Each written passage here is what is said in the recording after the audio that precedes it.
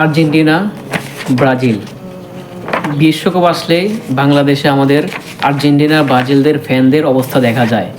তারা একে অপরে মারামারি, কাটাকাটি, গালাগালি। ভাই ভাই আপনি মুসলমান, আমি মুসলমান, আপনি আমার ভাই, কেউ আত্মীয় আছেন, আত্মীয়র মধ্যেও বন্ধুর মধ্যেও তারা আর্জেন্টিনা ব্রাজিলের নিয়ে তারা নানা ধরনের গালাগালি গালাগালি করে।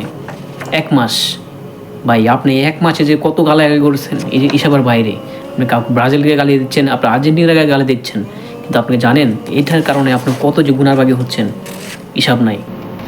আমরা থাকি বাংলাদেশে, ইউরোপ আমেরিকার দেশকে নিয়ে আমরা গালাগালি মন্দ এগুলো নিয়ে ব্যস্ত হয়ে গেছি এখন বর্তমানে। ভাই আমি মুসলমান, আপনার মুসলমান, মুসলমানদের ইমান এভাবে হলে হবে না। আমাদের ইমাম এত সস্তা না। আমাদের আসল পরিচয় হলো লা ইলাহা ইল্লাল্লাহু মুহাম্মাদ রাসূলুল্লাহ।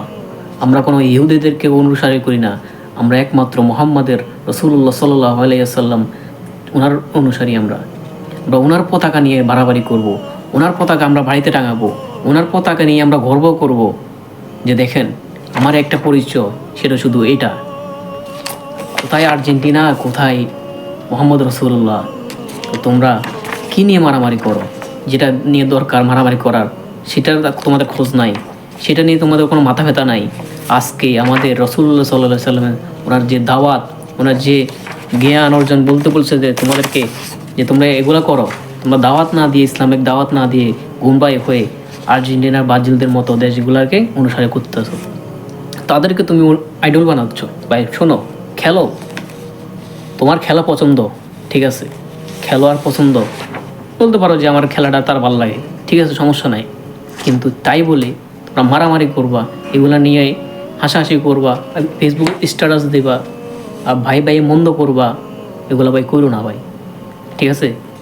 আমরা অন্য দেশের পতাকা নিয়ে এই যে আমরা লাখ লাখ কোটি কোটি টাকা খরচ করতেছি। কিছুদিন আগে একটা ভাই দেখলাম, উনি বৃদ্ধ হয়ে গেছে, আপনারা নিউজে দেখবেন হয়তো, বৃদ্ধ হয়ে গেছে, উনি জায়গা বেছি, উনি জার্মানির পতাকা বাড়ি সাজাইছে, পতাকা টাঙাইছে বড়। কেউ আর্জেন্টিনা বড় পতাকা বানায়, কেউ ব্রাজিলের পতাকা বানায়, কার থেকে কে বড় পতাকা বানাইতে পারে এগুলো নিয়ে এখন ব্যস্ত হয়ে গেছে সবাই। তো ঠিক আছে, আপনার খেলা আসছে, আপনি খেলা দেখেন, সমস্যা নেই, এগুলো নিয়ে বাড়াবাড়ি করার দরকার নেই। আপনি যে লাখ লাখ টাকা খরচ করছেন, লাখ লাখ টাকা খরচ করছেন, এগুলো দিয়ে আপনি একটা ইতিমখানা বা একটা মাদ্রাসা দান করতেন, আপনি যে কত এটা কত দান হইতেন, আপনার মরণ তলিকে আপনার এই সোয়াবটা হইতো। এসব করছেন, আপনার মরণ তলে এই সবটা পাইতেন আপনি, কিন্তু আপনি করেন নাই। আপনি কী করছেন? টাকাটা নষ্ট করছেন শুধু একটা খেলা দিয়ে ভাইরাল হওয়ার জন্য। মুসলমান এমন ইমান নিয়ে আপনারা কেমনে থাকেন, কেমনে ঘুমান, আমি বুঝি না ভাই। যদি টাকা হলা হন, মানুষকে উপকার করেন। অনেক মেয়েরা আছে তাদের বিয়ে হচ্ছে না, তাদেরকে একটু আগে যান, তাদেরকে একটু হাত বাড়াই দেন। যারা আছে 2 বেলা আনি খাইতে পারে না ঠিক করে, তাদেরকে খাওয়ান।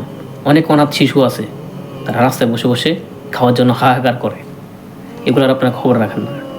আর আমরা মুসলমানরা, আর আমরা ভাইরা, তাদের ফিলিস্তিন দেখেন, তারা না খাই মরছে, তাদের অবস্থা দেখেন।